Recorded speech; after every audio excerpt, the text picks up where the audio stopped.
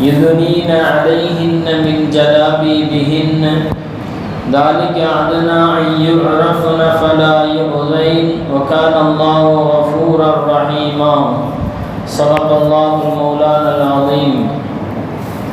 وقال نبينا محمد المصطفى رسول الله صلى الله عليه وسلم طلب العلم فريضة على كل مسلم أو كما قال عليه الصلاة والتسليم. எல்லா புகழும் ஏக இறைவனாம் அல்லாஹ் ஜல்ல ஷானஹு தஆலா ஒருவனுக்கு உரித்தாகட்டுமாக.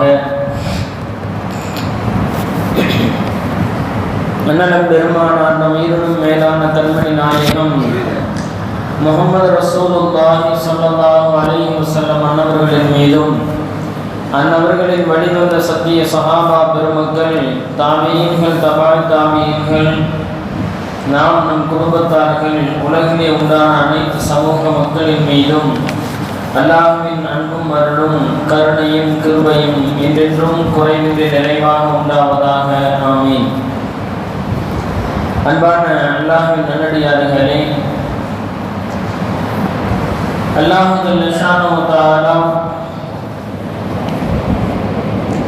இந்த உலகத்திலே பல்வேறு விதமான படைப்பினங்கள், அதிலே மிக உயர்வான படைப்பாகிய மனித இனத்தை அல்லாஹ் படைத்தான். அந்த மனித இனத்திலே இரண்டு வர்க்கங்களாக, அந்த மனித இனத்திலே ஆண் பெண்ணாக அல்லாஹ் ஜல்ல ஷானஹு தஆலா படைப்பினங்களை உருவாக்கி ஒவ்வொரு படைப்பையும் அல்லாஹ் செம்மைப்படுத்தி இருக்கின்றான். இந்த மனிதனை குறித்து அல்லாஹ் தன்னுடைய திருமறையில் கூறுகின்ற பொழுது, வலக்கது கர்ரம்னா பனி ஆதம், ஆதமுடைய மக்களை நாம் சிறப்புப்படுத்தி இருக்கின்றோம் என்று அல்லாஹ் கூறுகின்றான். இந்த படைப்பினங்களில் ஆண் இனமாக பெண்ணினமாக எல்லா படைப்பினங்களையும் அல்லாஹ் சிறப்புப்படுத்தி அதிலே இந்த உலகத்திலே எல்லா படைப்புகளுக்கும் உரிய கண்ணியத்தையும் மரியாதையையும் உரிய அந்தஸ்தையும் அல்லாஹ் ஒவ்வொரு படைப்புக்கும் வழங்கி இருக்கின்றான். அதிலே மிக குறிப்பாக பெண் வர்க்கத்தினர்களுக்கு அல்லாஹ் கூடுதலான பாதுகாப்பை வழங்க வேண்டும் என்று ஆண்களுக்கு அறிவுறுத்துகின்றான். அவர்களுடைய கண்ணியம் காக்கப்பட வேண்டும், அவர்களுடைய மரியாதையிலே எந்த பங்கமும் விளைவித்து விடக்கூடாது என்பதிலே இஸ்லாம் மிக தெளிவாக இருக்கின்றது. எனவேதான் நபிகள் பெருமானார் ஸல்லல்லாஹு அலைஹி வஸல்லம் அவர்கள் அரபுலக மக்களிடத்திலே நபியாக தன்னை பிரகடனப்படுத்துவதற்கு முன்பும் பின்பும் கூட பெண்களுக்குண்டான பல்வேறு உரிமைகளுக்காக பெருமானார் ஸல்லல்லாஹு அலைஹி வஸல்லம் அவர்கள் பாடுபட்டார்கள் என்பதை வரலாறுகளிலே நாம் பார்க்கின்றோம். அனாதைகளை ஆதரித்தார்கள், விதவை பெண்களுக்கு மறுவாழ்வுக்கு வித்திட்டார்கள் பெருமானார் ஸல்லல்லாஹு அலைஹி வஸல்லம் அவர்கள். எனவேதான் நாயகம் ஸல்லல்லாஹு அலைஹி வஸல்லம் அன்னவர்கள் திருமணம் முடித்த பெண்களில் ஆயிஷா ரலியல்லாஹு தஆலா அன்னவர்களை தவிர மற்ற அனைவரும் விதவை பெண்கள் என்று வரலாறு சொல்லுகின்றது. இப்படி பெண் குலத்திற்கு பெருமை சேர்த்தார்கள் பெருமானார் ஸல்லல்லாஹு அலைஹி வஸல்லம் அவர்கள். மாத்திரமல்ல, அல்லாஹ் தன்னுடைய திருமறையின் வாயிலாக பெண் சமூகத்தினுடைய கண்ணியம், அதனுடைய பாதுகாப்பு, இவைகளை மார்க்கம் உறுதி செய்திருக்கின்றது. அந்த அரபுலகம் எப்படி இருந்தது? அல்லாஹ் தன்னுடைய திருமறையிலே கூறுவான், அந்த அரபுலகத்திலே ஒருவருக்கு இப்படி செய்தி கூறப்படுகிறது, உங்களுக்கு பெண் குழந்தை பிறந்திருக்கின்றது என்று செய்தி கூறப்பட்டால் அவர்களுடைய முகம், அந்த ஆண்களுடைய முகமெல்லாம் மாறி போய்விடும், கவலையின் ரேகைகள் வந்துவிடும், முகம் மஞ்சளித்து விடும், ஊரை விட்டு வெளியே சென்று விடுவார். மற்றவர்கள் நம்மை கேவலமாக நினைப்பார்களே, ஒரு பெண் குழந்தையை பெற்றுவிட்டோம் என்று கேவலமாக நினைப்பார்களே என்று எல்லோரையும் விட்டு மறைந்து கொள்ளக்கூடிய ஒரு சமூகமாக அந்த அரபுலகம் இருந்தது. அதை அப்படியே பெருமானார் ஸல்லல்லாஹு அலைஹி வஸல்லம் அவர்கள் எல்லாவற்றையும் மாற்றினார்கள். இந்த மார்க்கம் பெண்களுக்கு வழங்கிய உரிமைகளை நாம் தெரிந்து கொள்ள வேண்டும், அந்த உரிமைகளை வழங்க வேண்டும். பெண்கள் எல்லா தரப்பிலேயும் பாதிக்கப்பட்டார்கள். எந்த அளவுக்கு என்று சொன்னால், பெண் குழந்தை பிறப்பதை அதை மனிதன் விரும்புபவனாக இருக்கவில்லை. பெண் குழந்தை பிறந்தால் ஒரு சோகமான ஒரு நிலையை மனிதன் அடைந்து கொண்டிருந்தான். சமீப காலங்கள் வரை அப்படித்தான் நிகழும். பெண் குழந்தை என்றாலே கொஞ்சம் மனக்கசப்பாகவும் முகம் சுருங்கிவிடும். ஆண் குழந்தை என்றால் கொஞ்சம் மகிழ்ச்சி அதிகம் என்ற இந்த நிலைப்பாடுகள் சமீப காலங்கள் வரை இருந்து வருகின்றது. நபிகள் பெருமானார் ஸல்லல்லாஹு அலைஹி வஸல்லம் அவர்கள் காலத்திலேயும் இதே நிலை இருந்தது. அதே போன்று ஒரு பெண் திருமணம் முடிக்கப்பட்டால், மனைவியாக ஆக்கப்பட்டால், அவள் அடிமையை போன்று நடத்தப்பட்ட காலங்கள். ஒரு பெண் தாயாக வருகின்ற பொழுது பிள்ளைகள் மதிக்காத சூழ்நிலைகள், இவைகளெல்லாம் பார்த்த பெருமானார் ஸல்லல்லாஹு அலைஹி வஸல்லம் அன்னவர்கள் இந்த நிலையை மாற்ற வேண்டும் என்று முயற்சித்தார்கள். அதனுடைய வெளிப்பாடுகள் தான் பெண்களுக்கான பல்வேறு விதமான சிறப்புகளை ஆண்கள் பெண்களிடத்திலே நல்ல முறையிலே நடந்து கொள்ள வேண்டும் என்பதற்காக நாயகம் ஸல்லல்லாஹு அலைஹி வஸல்லம் சொன்னார்கள், அல் ஜன்னத்து தஹ்தா அக்தாமில் உம்மஹாத், உங்களின் தாய்மார்களின் பாதங்களில் தான் சுவனம் இருக்கின்றது. அந்த சுவனத்தை நீங்கள் அடைந்து கொள்ள வேண்டும் என்றால் தாய் என்ற அந்த பெண்ணை நீங்கள் மதிக்க வேண்டும், அவர்களை கண்ணியப்படுத்த வேண்டும், அவர்களுக்கு உரிய விஷயங்களை செய்து கொடுக்க வேண்டும் என்ற அந்த விஷயத்தை பெருமானார் ஸல்லல்லாஹு அலைஹி வஸல்லம் கற்றுக் கொடுத்தார்கள்.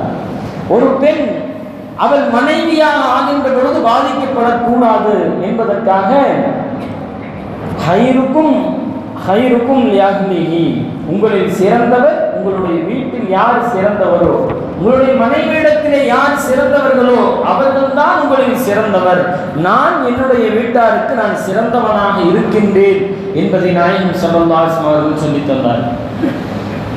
இன்றைக்கும் மனைவியாக இருப்பவர்கள், தாயாக இருக்கின்ற பெண்கள், குழந்தையாக இருப்பவர்கள் பல்வேறு விதங்களிலே இன்றைக்கும் பல அநியாயங்களுக்கும் பல்வேறு விதமான கொடுமைகளுக்கும் உள்ளாக்கப்படுகின்றார்கள் என்பதை தினசரி நாளிதழ்களின் வாயிலாக நாம் தெரிந்து கொண்டுதான் இருக்கின்றோம்.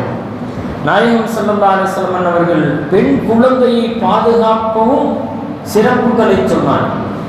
சஹாபாக்களுக்கு மத்தியிலே சொன்னார்கள், யார் 2 பெண் குழந்தைகளை பாதுகாத்து பெற்றெடுத்து அதை நல்ல முறையிலே வளர்த்து பாதுகாக்கின்றார்களோ அவர்கள் சுவனம் செல்வதற்கு நான் பொறுப்படுத்திக் கொள்கின்றேன் என்று சொன்னார்கள். இப்படி ஒரு பெண்ணினுடைய எல்லா நிலைகளிலேயுமே ஆண் அந்த பெண்ணை துன்புறுத்தி விடக்கூடாது, நல்ல முறையிலே பாதுகாத்துக் கொள்ள வேண்டும். இந்த சமூகத்திலே பெண்களுக்கு உரிய கண்ணியம் வழங்கப்பட வேண்டும் என்று நாயகம் ஸல்லல்லாஹு அலைஹி வஸல்லம் அவர்கள் எல்லா விதங்களிலேயுமே பெண்களுக்கு உண்டான மரியாதையை, அக்கறையை இந்த சமூகம் கொடுக்க வேண்டும் என்பதை சொன்னார்கள். இந்த உலகத்திலே இஸ்லாமிய மார்க்கத்தை போன்று பெண்களுக்கு உரிமை கொடுத்த, பெண்களினுடைய கண்ணியத்தை பாதுகாத்த, பெண்களினுடைய எல்லா நடவடிக்கைகளுக்கும் சிறப்புறச் செய்த ஒரு வேறு சமூகம் இருக்குமா என்பது சந்தேகம்தான். அந்த அளவுக்கு இஸ்லாம் எல்லா வகைகளிலேயுமே பெண்களுக்கு கண்ணியங்களை கொடுத்திருக்கின்றது என்பதை நாம் முதலில் புரிந்து கொள்ள வேண்டும். அவர்களுக்கு உண்டான பிறப்புரிமையை கொடுத்தது, அவர்களுக்கு உண்டான சொத்துரிமையை இஸ்லாம் தான் முதலிலே பெண்களுக்கு சொத்துரிமையை கொடுத்தது. அல்லாஹ் தன்னுடைய திருமறையிலே சொல்வான், லிர்ரிஜாலி நஸீபும் மிம்மா தரக்கல் வாலிதானி வல் அக்ரபூன், பெற்றோர்களும் அவர்களுடைய உறவினர்களும் விட்டு சென்றதிலே ஆண்களுக்கு பங்கு இருக்கின்றது. அதே போன்று வலின் நிசாயி நஸீபும் மிம்மா தரக்கல் வாலிதானி வல் அக்ரபூன், பெண்ணுக்கும் அதுபோன்று அவர்களுக்கும் சொத்தில் பங்கீடு இருக்கின்றது என்பதை திருக்குர்ஆன் அழகாக சொல்லுகிறது. சொத்துரிமையை கொடுத்தது, கல்வி உரிமையை கொடுத்திருக்கின்றது இஸ்லாம். ஒரு பெண் எவ்வளவு வேண்டுமானாலும் படிக்கலாம், அவளுடைய ஃபர்தா முறையை பேணி நல்லொழுக்கங்களோடு அவள் எவ்வளவு உயர் கல்விகளையும் கற்றுக்கொள்வதற்கு இஸ்லாமிய மார்க்கம் அனுமதித்திருக்கின்றது.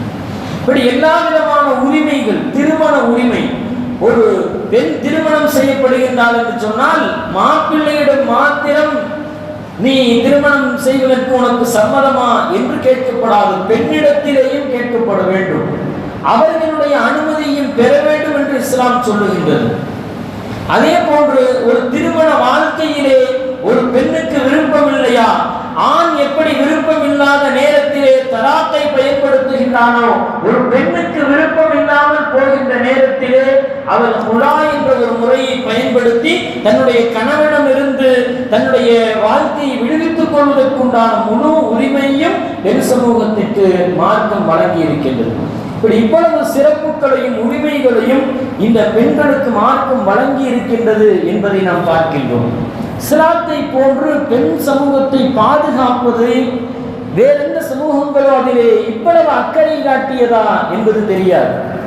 நாயகம் ஸல்லல்லாஹு அலைஹி வஸல்லம் சொன்னார்கள், அன்-நிஸாஉ அவ்ரா, ஒரு பெண் என்பவள் அவள் மறைக்கப்பட வேண்டியவள், பாதுகாக்கப்பட வேண்டியவள், அவள் கண்ணியம் செய்யப்பட வேண்டியவள், தன்னுடைய அங்க அவயங்களை மறைத்து மற்ற ஆண்களுடைய பார்வையிலிருந்து மறைந்திருந்து தன்னை பாதுகாத்துக் கொள்ள வேண்டியவள் பெண் என்பதை மார்க்கம் மிக தெளிவான முறையிலே நமக்கு சொல்லித் தருகின்றது. அன்பான பெருமக்களே, இன்றைக்கு உலகெங்கிலும் பெண்களுக்கு எதிரான பல்வேறு விதமான அநீதங்கள் நடைபெற்றுக் கொண்டிருப்பதை தொடர்ந்து நாம் பார்த்து கொண்டிருக்கின்றோம். தமிழக அளவில் மாத்திரமல்ல, இந்திய அளவிலே இந்த உலகத்திலே எவ்வளவு வளர்ச்சிகளை விஞ்ஞானம் தொட்டாலும் கூட, எவ்வளவு பெரிய சட்டங்களை போட்டாலும் கூட, இன்றைக்கு பெண்களினுடைய பாதுகாப்பை மிக நல்ல முறையிலே உறுதி செய்ய முடியாத அளவுக்குத்தான் அரசாங்கங்கள் இருந்து கொண்டிருக்கின்றது. ஒரு பெண் என்று சொன்னால் எந்த துறையை சார்ந்தாலும் சரி, அந்த துறையிலே பெண்ணுக்கு ஒரு அநீதி இழைக்கப்படுகின்றது, அவருடைய மானம் மரியாதை கற்பு இழக்கப்படுகின்றது என்பதை சமீபங்களிலே நாம் பார்க்கின்றோம். கடந்த வாரங்களிலே மேற்கு வங்கத்திலே நடந்த, மேற்கு வங்கத்தினுடைய மாநிலத்தின் தலைநகர் கொல்கத்தாவிலே ஆர்ஜி கர் மருத்துவக் கல்லூரியிலே ஒரு பெண் கொடூரமான முறையிலே அந்த மருத்துவ படிப்பை முடித்து மேற்படிப்புக்காக அங்கே இருக்கின்ற பயிற்சி மருத்துவராக இருந்த அந்த பெண் அவளுடைய மானபங்கப்படுத்தப்பட்டு கற்பழிக்கப்பட்டு அவளை பல கொடூரமான பல விஷயங்களால் அந்த பெண்ணினுடைய உடல்கள் தாக்கப்பட்டு அவள் கொலை செய்யப்பட்டிருப்பது இந்திய நாட்டையே மிகப்பெரிய ஒரு கேள்விக்கு உள்ளாக்கியது என்பதை நாம் பார்க்கின்றோம். இதை சிலர் அரசியல் செய்ய முயன்றாலும் அந்த மாநிலத்தினுடைய முதல்வர் மிக உறுதியாக கூறியிருக்கின்றார், யார் தண்டனை, யார் அந்த தவறை செய்திருந்தாலும் உரிய தண்டனை, அவர்களுக்கு மரண தண்டனையும் விதிப்பதற்கு நாங்கள் முயற்சித்து வருகின்றோம் என்று அந்த மாநிலத்தினுடைய முதல்வர் கூறியிருக்கின்றார். இது ஏதோ ஒரு நாள், ஏதோ பல வருடங்களுக்கு ஒரு முறை நடப்பது என்பது அல்ல, தொடர்ந்து பெண்களுக்கு எதிராக இந்த உலகத்திலே நடைபெற்று கொண்டிருக்கின்றது. இஸ்லாமிய மார்க்கம் பெண்களுடைய பாதுகாப்பை உறுதி செய்வதற்கு பல்வேறு வழிவகைகளை நமக்கு சொல்லித் தருகின்றது. அது இஸ்லாமியம் சார்ந்த பெண்ணாக இருந்தாலும் சரி, வேறு மாற்று மதத்தை சார்ந்த பெண்களாக இருந்தாலும் சரி, எல்லா பெண்களும் பாதுகாக்கப்பட வேண்டும் என்பதிலே இஸ்லாத்திற்கு மாற்று கருத்தில்லை. ஒரு பெண்ணின் மீது தவறான முறையிலே கை வைப்பவன் அவன் மரண தண்டனைக்கு உட்பட வேண்டும் என்பதிலே மார்க்கம் மிக தெளிவாக இருக்கின்றது. ஒரு பெண்ணை அடாவடித்தனமாக கற்பழித்து கொலை செய்தவன் அவனுக்கு உரிய தண்டனை வழங்கப்பட வேண்டும் என்பதிலே இஸ்லாம் முதல் வரிசையிலே நிற்கின்றது. பெண்களின் மீது கை வைத்தவன் அவனை வெறுமனே விட்டுவிடக் கூடாது என்பதிலே நாயகம் ஸல்லல்லாஹு அலைஹி வஸல்லம் அவர்கள் மிக தெளிவாக இருக்கின்றார்கள். பெண்களுடைய பாதுகாப்பு, பெண்கள் அடிமைகளாக அவர்கள் ஆபாசங்களுக்காக வேண்டி மாத்திரம் பார்க்கப்படுகின்ற ஒரு சூழ்நிலை அன்றைக்கு முதல் கொண்டு இன்றைக்கு வரைக்கும் இருந்து கொண்டே இருக்கின்றது. பெண் என்றாலே அவள் தீட்டு என்று தள்ளி வைக்கின்ற காலங்கள் அன்றைக்கும் இருந்தது, இன்றைக்கும் சில சமூகங்களிலே இருக்கின்றது. இவைகள் எல்லாம் தாண்டி பெண் என்பவள் அப்படி அசுத்தமானவள் அல்ல என்பதை பெருமானார் ஸல்லல்லாஹு அலைஹி வஸல்லம் அவர்கள் பல நேரங்களிலே அவர்களுடைய வாழ்க்கை மூலமாக நமக்கு அழகான முறையிலே பெண்களுக்குரிய கண்ணியங்களை நமக்கு சொல்லிக் கொடுத்திருக்கின்றார்கள். இஸ்லாமிய மார்க்கம் பெண்களுக்கு ஃபர்தாவை கடமையாக்கியது என்று சொன்னால் வெறுமனே ஏதோ இன்றைக்கு சிலர் இஸ்லாமிய பெண்களின் மீது அக்கறை காட்டுவது போல் நடித்து இஸ்லாம் பெண்களை ஃபர்தாவுக்குள் அடக்கி வைக்கின்றது, அவர்களுக்கு முழு சுதந்திரத்தை வழங்குவதில்லை என்று தங்களுடைய வாய்க்கு வந்தபடி, தங்களுடைய சிந்தனையில் உதித்தபடி இஸ்லாத்தை பற்றியும் தவறான கருத்துக்களை இன்றைக்கு பரப்பிக் கொண்டிருக்கின்ற இன்றைய சூழலிலே நாம் மிக முக்கியமாக அவர்களுக்கும் புரிய வைக்க வேண்டும், நாமும் புரிய வேண்டும். இஸ்லாம் பெண்களுக்கு ஃபர்தாவை கடமையாக்கியதே பெண்களை பாதுகாப்பதற்காகத்தான். அவர்களை அடிமைப்படுத்துவதற்கோ அடக்குமுறையாக்குவதற்கோ அவர்களுக்கு ஃபர்தாவை கடமையாக்கவில்லை என்பதை அவர்களும் உணர்ந்து கொள்ள வேண்டும். அன்பான பெருமக்களே, அல்லாஹ் ஜல்லஷானஹு தஆலா தன்னுடைய திருமறையிலே கூறுவான், யா அய்யுஹன் நபிய்யு குல் லி அஸ்வாஜிக வ பனாதிக வ நிசாஇல் முஃமினீன யுத்னீன அலைஹின்ன மின் ஜலாபீபிஹின்ன. நபியே, உங்களுடைய மனைவிமார்களுக்கும் கூறுங்கள், உங்களுடைய மகள்களுக்கும் கூறுங்கள், முஃமினான முஸ்லிமான பெண்களுக்கும் நீங்கள் கூறுங்கள், அவர்கள் தங்களுடைய தலை முந்தானைகளை தங்களுடைய முகங்களோடு அவர்கள் அந்த முந்தானைகளை இறக்கி முகங்களை மறைத்துக் கொள்ளட்டும், தங்களுடைய உடல்களை முந்தானையின் மூலம் மறைத்துக் கொள்ளட்டும். அதே போன்று இது எதற்காக என்று அல்லாஹ் சொல்லுகின்றான், தாலிக அதுனா ஐயுரஃபுன ஃபலா யுதைன வ கானல்லாஹு கஃபூரர் ரஹீமா. பெருமானார் ஸல்லல்லாஹு அலைஹி வஸல்லம் சொல்லுகின்றார்கள், நீங்கள் அந்த ஃபர்தாவை இட்டுக்கொண்டால் இரண்டு விதமான விஷயங்கள் இருக்கின்றது. நீங்கள் கண்ணியமானவர்கள் என்று அவர்கள் அறிந்து கொள்வார்கள். நீங்கள் ஃபர்தா இட்டால் நீங்கள் கண்ணியமானவர்கள் என்று மற்ற ஆடவர்கள் அறிந்து கொள்வார்கள். அவர்கள் உங்களை நோவினைக்கு துன்பத்திற்கு உள்ளாக்காமல் இருப்பார்கள். இந்த ஃபர்தா என்பது உங்களை பாதுகாப்பதற்குத்தான், ஒரு பெண் துன்பப்படாமல் இருப்பதற்காகத்தான் ஃபர்தா சொல்லப்படுகின்றது என்று அவளை அடிமைப்படுத்துவதற்கோ அவளை சிறைப்படுத்துவதற்கோ அவளுடைய சுதந்திரத்தின் கேள்விக்குறியை உண்டாக்குவதற்கோ ஃபர்தா இல்லை என்பதை இஸ்லாமிய மார்க்கம் அழகான முறையில் எடுத்து சொல்லித் தருகின்றது. இன்றைக்கு சிலர் இஸ்லாத்தின் மீது பல்வேறு விதமான அவதூறுகளை சொல்லுபவர்கள், முஸ்லிம் பெண்களின் மீது அக்கறை காட்டுவதை போல் நடித்து இந்த ஃபர்தாவெல்லாம் தேவையில்லை என்ற கருத்தை சொல்பவர்கள் புரிந்து கொள்ள வேண்டும். இப்படி சொல்பவர்கள் யார் என்பதை இந்த சமுதாயம் தெரிந்து கொள்ள வேண்டும். அவர்கள் பெண்களுக்கு ஆதரவாக நாங்கள் இருக்கின்றோம் என்பதற்காக பெண்களை இஸ்லாம் அடிமைப்படுத்துகின்றது. அவர்கள் எந்த பாதையை நோக்கி பெண்களை அழைக்கின்றார்கள் என்பதை பார்க்க வேண்டும். பெண் சுதந்திரம் பாதிக்கப்படுகின்றது என்று கூச்சலிடுகின்றார்கள். அவர்கள் சொல்லுகின்ற பெண் சுதந்திரம் எது? நீ உன்னுடைய ஃபர்தாவை கலட்டு, நீ மற்ற பெண்களைப் போல் ஆபாசமாக ஆடை உடுத்து, நீ வீதிக்கு வா என்பதைத்தான் இந்த சுதந்திரவாதிகள் பேசிக் கொண்டிருக்கின்றார்கள். ஃபர்தா வேண்டாம் என்று எவனெல்லாம் முழக்கம் விடுகின்றானோ, இஸ்லாத்தின் மீது தவறான குற்றச்சாட்டுகளை சொல்லுகின்றானோ, அவன் இந்த பெண்களை, நம்முடைய இஸ்லாமிய பெண்களை அழைப்பது அரைகுடை ஆடைக்கு நீ வா, நீயும் மற்ற பெண்களை போன்று பாட்டு பாடுவதிலேயும் டான்ஸ் ஆடுவதிலேயும் உன்னுடைய வாழ்க்கையை கழித்து உன்னுடைய வாழ்க்கையை நீ சீரழிவுக்கு உள்ளாக்கு என்பதுதான் அவன் ஃபர்தா வேண்டாம் என்று சொல்லுகின்றதனுடைய உண்மையான நோக்கம் என்பதை நாம் பார்க்கின்றோம். அன்பானவர்களே, இதை நாம் முழுமையாக நம்முடைய பெண்களுக்கு நாம் எத்தி வைக்க கடமைப்பட்டிருக்கின்றோம். இப்படி சொல்பவர்கள் எல்லாம் பெண்களை வைத்து காசு பார்ப்பவன், பெண்ணை போதைப் பொருளாக உபயோகப்படுத்துபவன், ஒரு பெண்ணை காட்சி பொருளாக ஆக்கி வீதிக்கு கொண்டு வர நினைப்பவன் தான் இப்படி பெண்களை வீதிக்கு இழைக்கின்றான். இன்றைக்கு மோசமான சூழ்நிலை என்னவென்று சொன்னால், நம்முடைய பெண்களிலேயும் சிலர் இந்த ஃபர்தாவை அடிமைத்தனம் என்பதாக தவறாக விளங்கி வைத்திருக்கின்றார்கள். அதுதான் மிக மோசமான வருத்தத்திற்குரிய செய்தி. இஸ்லாம் ஒரு பெண்ணினத்திற்கு எவ்வளவு சிறப்புகளை உரிமைகளை வழங்கி இருக்கின்றது என்பதை பெண் சமூகம் தெரிந்து கொண்டால், ஒவ்வொரு பெண்களும் இஸ்லாம் நமக்கு எவ்வளவு உரிமைகளை வழங்கி இருக்கின்றது, பாதுகாப்பலை செய்து கொடுத்திருக்கின்றது என்பதை அறிந்து கொண்டால் உண்மையில் அவர்கள் இஸ்லாத்தை குறித்து பெருமைப்படுவார்கள். அந்த விஷயங்களை அறியாமல் இஸ்லாம் நம்மை அடக்குமுறைப்படுத்துகின்றது என்று சில பெண்கள் தவறாக நினைத்து கொண்டிருப்பது வேதனை அளிக்கின்றது. எனவே பெண் சுதந்திரம் என்றால் என்ன என்பதை முதலில் தெரிந்து கொள்ள வேண்டும். பெண்களுடைய உரிமை என்றால் என்ன, எந்த விஷயத்திலே உரிமை? கல்வியிலே இஸ்லாம் தாராளமாக உரிமை வழங்குகின்றது. நீ ஃபர்தாவை பேணி எவ்வளவு வேண்டுமானாலும் படி. நீ வேலைக்கு போய்தான் உன்னுடைய குடும்பத்தினுடைய தேவைகளை நிறைவேற்றி ஆக வேண்டிய நிர்பந்தம் உனக்கு வந்தால் நீ ஃபர்தாவை கடைபிடித்து உன்னுடைய வேலையை செய்.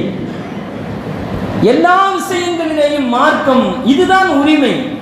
இந்த உரிமையை தான் சரியான முறையில் நாம் புரிந்து கொள்ள வேண்டும். இது அல்லாமல் பெண்ணுரிமை என்ற பெயரிலே இன்றைக்கு நாட்டிலே நடக்கின்ற பல்வேறு விதமான அனாச்சாரங்களிலே நம்முடைய பெண்கள் போய் சிக்கிக்கொள்ளக் கூடாது என்பதை நாம் புரிந்து கொள்ள வேண்டும். இன்றைக்கு பெண்கள் சுதந்திரத்தை, பெண் சுதந்திரத்தை பேசுபவர்கள் எந்த அளவுக்கு என்று சொன்னால் பெண்கள் வெளியே வர வேண்டும். பெண்கள் அதனுடைய விளைவு இன்றைக்கு என்ன ஆனது என்று சொன்னால், இன்றைக்கு நிறைய இஸ்லாமிய பெண்மணிகள், நிறைய இஸ்லாமிய பிள்ளைகள் சமூக வலைதளங்களிலே இன்றைக்கு பாட்டு பாடுவதையும் டான்ஸ் ஆடுவதையும் பெண் சுதந்திரமாக தவறாக நினைத்துக் கொண்டிருக்கின்றார்கள். சமீபங்களிலே நிறைய நம்முடைய இஸ்லாமிய பெண் குழந்தைகள் ஃபர்தாவை அணிந்தும் அணியாமலும் இன்றைக்கு ஆரம்பத்தில் ஃபர்தாவை அணிந்து அவர்களுடைய அந்த மோகத்தால் கடைசியில் ஃபர்தா இல்லாமல் நாடகங்களிலேயும் சினிமாக்களிலேயும் ஆபாசங்களிலே போய் வீழ்ந்து விடுகின்ற ஒரு சூழ்நிலை இன்றைக்கு இருப்பதை யாராலுமே அதை மறுக்க முடியாது. ஒரு பெண் சுதந்திரம் என்று பேசி வெளியே வந்தாள் என்று சொன்னால், சுதந்திரம் என்று பேசி தன்னுடைய ஃபர்தாவை கலட்டினாள் என்று சொன்னால், என்னுடைய சுதந்திரம் நான் எப்படி வேண்டுமானாலும் இருப்பேன் என்று சொல்லி சமூக வலைதளங்களிலே பாட்டும் டான்ஸுமாக இருந்தால் அவருடைய இறுதி முடிவு, அவருடைய அடுத்த கட்ட நடவடிக்கைகள் ஆபாசங்களிலேயும் சினிமா துறையை பற்றி எல்லோருக்கும் தெரியும். அதனுடைய விளைவுகள் எப்படி என்பது எல்லோருக்கும் தெரியும். கண்டிப்பாக இந்த அனாச்சாரங்களிலே, இது போன்ற சமூக சீர்கேடுகளிலே அந்த பெண் போய் முழுமையாக விழுந்து தன்னுடைய கற்பையும் மானத்தையும் வாழ்க்கையுமே இழந்து விடுவாள் என்பதை யாருமே மறுக்க முடியாது. இன்றைக்கு சினிமா துறையை பற்றி பேச வேண்டும் என்று சொன்னால், இன்றைக்கு சமீபத்திலே கேரளாவிலே ஹேமா அறிக்கை, அந்த கமிஷன் கொடுத்திருக்கின்ற அறிக்கை, பல்வேறு நடிகர்கள், பெரும் பெரும் நடிகர்கள் எங்களை பாலியல் துன்புறுத்தல் உள்ளாக்கினார்கள் என்று பல நடிகைகளினுடைய வாக்குமூலங்கள் சினிமா துறையை பெரிதாக நினைத்துக் கொண்டிருக்கின்ற பெண்களுக்கெல்லாம் ஒரு எச்சரிக்கை என்பதை நாம் கூறிக்கொள்ளுகின்றோம். அதனுடைய பிரபல்யங்களை நாடி, நாங்களும் யூடியூபிலே வருகின்றோம் என்ற பிரபல்யங்களை நாடி இன்றைக்கு நிறைய இஸ்லாமிய பெண்கள் சீர்கெட்டு வழிகட்டு போய் கொண்டிருக்கின்றார்கள். இதற்கு பெற்றோர்களும் முழு காரணம் என்பதை மறுக்க முடியாது. பெற்றோர்களும் முழு முதல் காரணம் பெற்றோர்கள். நீ பாடு, யார் என்ன சொல்வார் என்று நான் பார்த்துக் கொள்ளலாம் என்று பெற்றோர்கள் கொடுக்கின்ற ஊக்கம் உங்களுடைய அந்த பிள்ளைகளினுடைய வருங்கால வாழ்க்கையை மிகச் சீர்கேட்டிலே அது கொண்டு போய் சேர்த்துவிடும் என்பதை நாம் கவனிக்க தவறிவிடுகின்றோம். அன்பானவர்கள், எனவே பெண் சுதந்திரத்தை இஸ்லாம் பேசுவதை போன்று வேற எந்த மதங்களோ மார்க்கங்களோ பேசவில்லை. இஸ்லாம் பெண்களுக்கு வழங்கிய பாதுகாப்பை போன்று இந்த உலகத்தில் எந்த நபரும் வழங்கவில்லை என்பதை நாம் புரிந்து கொள்ள வேண்டும். எனவே நாம் நம்முடைய குழந்தைகளுக்கு சரியான பெண் சுதந்திரத்தை சொல்லித்தர வேண்டும். இஸ்லாம் பெண்களுக்கு சரியான உரிமைகளை வழங்கி இருக்கின்றது. அந்த உரிமைகளை நாம் மீறக்கூடாது என்பதை நாம் சொல்ல வேண்டும். வெளியிலிருந்து பேசுபவர்கள், பெண்ணுரிமை, இஸ்லாமிய பெண்ணுரிமையை பற்றி பேசுபவர்கள் கொஞ்சம் கவனிக்க வேண்டும். அவர்களுக்கு நாம் சொல்ல வேண்டும், நீங்கள் எப்படி வேண்டுமானாலும் வாழ்ந்து கொள்ளலாம். பெண் சுதந்திரத்தை பற்றி இஸ்லாம் அல்லாதவர்கள் பேசுபவர்கள் புரிந்து கொள்ள வேண்டும். நீங்கள் எப்படி வேண்டுமானாலும் வாழ்ந்து கொள்ளலாம். உங்களுக்கு மௌத்துக்கு பின் என்ற ஒரு வாழ்க்கை கிடையாது. கபருடைய வாழ்க்கை என்று ஒன்று கிடையாது. ஆகிரத்தினுடைய வாழ்க்கையை நீங்கள் நம்ப போவதில்லை.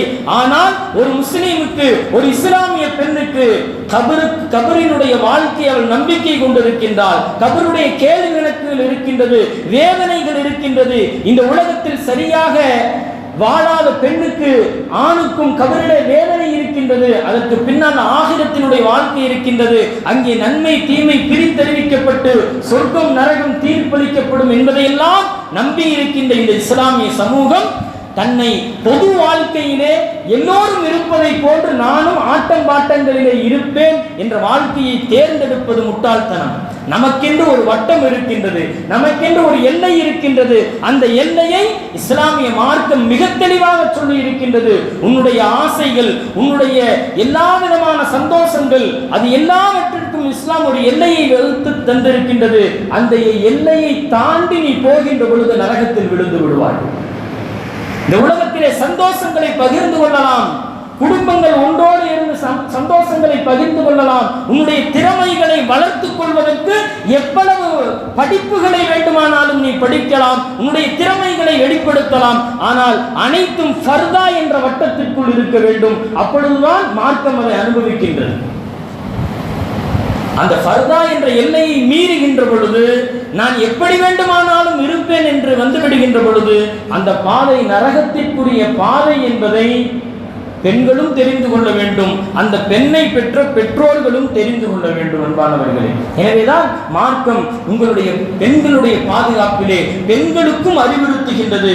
நீங்கள் நல்ல முறையில் இருந்து கொள்ளுங்கள், நீங்கள் உங்களுடைய முகங்களை மறைத்துக் கொள்ளுங்கள், உங்களுடைய உடல்களை அந்நிய ஆண்கள் பார்ப்பதை விட்டு உங்களை மறைத்துக் கொள்ளுங்கள். உங்களுடைய உடல் அது உங்களுடைய கணவனுக்கு மாத்திரமே உரியது, அதை பேணிக் கொள்ளுங்கள் என்று பெண்களுக்கு மார்க்கம் அருமையாக வழிகாட்டுகின்றது. இந்த வழிகாட்டுதல் என்பது அவர்களுடைய சுதந்திரத்தை பறிப்பதற்கல்ல. நீ ஃபர்தா இடு என்று சொல்லுவது உன்னுடைய சுதந்திரத்தை பறிப்பதற்கல்ல, உன்னை பேணி பாதுகாப்பதற்காக மார்க்கம் சொல்லுகின்ற அறிவுரை. அல்லாஹ் சொல்லுவான், ஃபலா தஹ்லஅன பில் கௌலி, பெண்களே நீங்கள் அந்நிய ஆண்களிடத்தில் பேசும்போது குலைந்து குலைந்து பேசாதீர்கள், சிரித்து சிரித்து பேசாதீர்கள். அந்நிய ஆண்களிடத்தில் பேசுகின்ற பொழுது கொஞ்சம் கடினமாக பேசுங்கள் என்று அல்லாஹ் திருமறையிலே சொல்லி காட்டுகின்றான். காரணம் என்ன தெரியுமா? உங்களுடைய சுதந்திரத்தை பறிப்பதா? இல்லை. அல்லாஹ் தொடர்ந்து சொல்லுவான், ஃபயத்தமா அல்லதி ஃபீ கல்பிஹி மரதுன், பேசுபவனுடைய உள்ளத்திலே நோய் இருக்கும், அவனுடைய உள்ளத்திலே தவறான எண்ணம் இருக்கலாம். எனவே அந்நிய ஆண்களிடத்தில் பேசுகின்ற பொழுது நீங்கள் குலைந்து பேச வேண்டாம் என்று திருக்குர்ஆன் எச்சரிக்கின்றது. இவைகள் எல்லாம் பெண்களுடைய உரிமையை பறிப்பதல்ல, அவர்களுடைய சுதந்திரத்தில் கை வைப்பதல்ல, அவர்களை பேணி பாதுகாப்பதிலே முதல் கடமையாக இஸ்லாமிய மார்க்கம் பெண்களுடைய பாதுகாப்பிற்கு முதல் உரிமை வழங்குகின்றது. எனவேதான் அர்-ரிஜாலு கவ்வாமூன அலன் நிசா, ஆண்கள் பெண்களின் மீது நிர்வாகிகள் என்று சொன்னால் அந்த பெண்களை பாதுகாப்பது உங்களுடைய பொறுப்பு என்பதை அல்லாஹ் சொல்லித் தருகின்றான். எனவே அன்பான பெருமக்களே, இன்றைக்கு பெண் உரிமை பேசி எதனைகளெல்லாம் இன்றைக்கு ஆபாசங்களோ அட்டூழியங்களோ சமூக சீர்கேடுகளோ அவைகளெல்லாம் பெண் உரிமையாக காட்டுவதற்கென்று சிலர் இருக்கின்றார்கள். அவர்கள் இஸ்லாமியர்களாகவும் இருக்கலாம், இஸ்லாத்தை அல்லாதவர்களாகவும் இருக்கலாம். ஆனால் உண்மையான பெண்ணுரிமை எது என்பதை நம்முடைய பிள்ளைகளுக்கு நாம் தான் சொல்லித்தர வேண்டும். இஸ்லாம் பெண்களை எவ்வளவு கண்ணியப்படுத்துகின்றது நம்முடைய பிள்ளைகளுக்கு சொல்லிக் கொடுங்கள். எவ்வளவு உரிமைகளை வழங்கி இருக்கின்றது, கல்வியில் உரிமை, பிறப்புரிமை, சொத்திலே உரிமை, திருமண பந்தங்களிலே உரிமைகள், எவ்வளவு உரிமைகளை வழங்கி இருக்கின்றது. இது இஸ்லாத்தினுடைய சிறப்புகளை, இஸ்லாம் பெண்களுக்கு வழங்கிய சிறப்புகளை நாம் சொல்லித்தர வேண்டும். அதே போன்று அந்நிய சக்திகள் இன்றைக்கு பெண்ணுரிமை என்று எதைகளெல்லாம் காட்டப்படுகின்றதோ, எவைகளெல்லாம் பெண்ணுரிமை என்று தவறுதலாக வெளியிலே பேசப்படுகின்றதோ, நீ வெளியில் வா, உன்னுடைய வீட்டை விட்டு வெளியில் வா, ஃபர்தாவை விட்டு வெளியில் வா, உன்னுடைய மார்க்கத்தை விட்டு வெளியில் வா என்று எவனெல்லாம் பேசுகின்றானோ அவன் சமூகத்தினுடைய விரோதி என்பதை, அவர்கள் யாராக இருந்தாலும் சமூகத்தின் விரோதி, அவனுடைய பாதையிலே நாம் செல்லக்கூடாது என்பதையும் நம்முடைய பெண் பிள்ளைகளுக்கு சொல்ல வேண்டிய கட்டாயத்திலே இருந்து கொண்டிருக்கின்றோம். இன்றைக்கு நாடெங்கிலும் பல்வேறு துறைகள், பல்வேறு அதிகாரங்களில் இன்னும் நம்முடைய பெண்களுக்கு சொல்ல வேண்டிய மிக முக்கியமான விஷயம் என்னவென்று சொன்னால், இன்றைக்கு ஒரு பிம்பம் காட்டப்படுகின்றது, ஆணும் பெண்ணும் சமம் என்பதாக. தவறு. ஆணும் பெண்ணும் பல்வேறு விஷயங்களிலே சமம் இல்லை, சமமாக முடியாது. உடல் அமைப்பிலேயும் சரி, உடல் வலிமையிலேயும் சரி, ஆணும் பெண்ணும் சமம் இல்லை. ஆனால் ஆணுக்கு பல்வேறு உரிமைகளை மார்க்கம் வழங்கி இருக்கின்றது. அதுபோன்று பெண்களுக்கு என்ன உரிமைகள் எல்லாம் தேவையோ அதை அத்தனையும் 100% மார்க்கம் வழங்கி இருக்கின்றது. ஆண்களை போன்று நாங்கள் என்று வருகின்ற அந்த சூழ்நிலையில் தான் பல்வேறு தவறுகள் இந்த உலகத்திலே நடக்கின்றது. பெண் என்பவள் கொஞ்சம் பலகீனமானவள் தான். ஏனென்றால் அப்படி பலகீனமாக இருப்பதனால் தான் இந்த உலகத்திலே பெண்கள் எவ்வளவு உயர் பதவிகளை அடைந்தாலும் அங்கே இருக்கின்ற ஆண்களால் அவள் தொல்லைப்படுத்தப்படுகின்றார். உயர்ந்த கடந்த காலங்களிலே உயர் போலீஸ் அதிகாரிகள் தங்களுடைய சக அதிகாரிகள் பெண் அதிகாரிகளை துன்புறுத்திய வழக்குகள், அதிலே குற்றம் சாட்டப்பட்டு தண்டனை கொடுக்கப்பட்ட நிகழ்வுகள் எல்லாம் நாம் அறிகின்றோம். எவ்வளவு உயர் படிப்புகளை படைத்தாலும் அவர்கள் அங்கே பலவீனமானவர்கள் தான். அல்லாஹ் அப்படித்தான் படைப்பை உருவாக்கி இருக்கின்றான். இந்த யதார்த்தத்தை உணர்ந்து பெண்கள் எல்லா இடங்களிலேயும் தங்களுடைய பாதுகாப்பை உறுதி செய்து கொள்ள வேண்டும். அதற்கு பெற்றோர்கள் வழிவகை செய்ய வேண்டும். எப்படியெல்லாம் நான் ஒரு பெண் பாதுகாப்பாக இருக்க வேண்டும் என்பதை நம்முடைய குழந்தைகளுக்கு சொல்லிக் கொடுக்க வேண்டும்.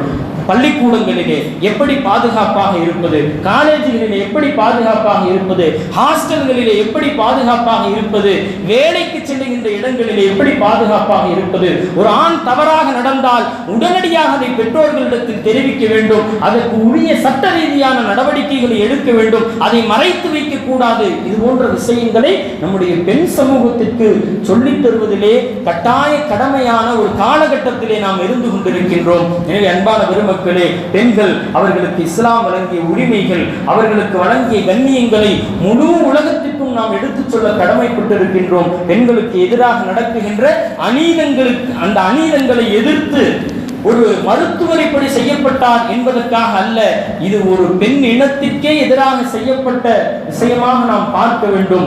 அப்படி இன்றைக்கு பெண்களுக்கு எதிரான அந்த அநீதங்கள் அதற்கு எதிராக நாம் குரல் கொடுக்க வேண்டும். பெண்களின் பாதுகாப்புகளை உறுதி செய்ய வேண்டும். நம்முடைய குழந்தைகளுக்கும் அந்த பாதுகாப்பையும் இஸ்லாத்தின் கண்ணியத்தையும் சொல்லித்தர வேண்டும். வல்ல ரஹ்மான் அல்லாஹ் ஜல்ல ஷானஹு தஆலா நம்முடைய காரியங்களை இலகுவாக்குவானாக.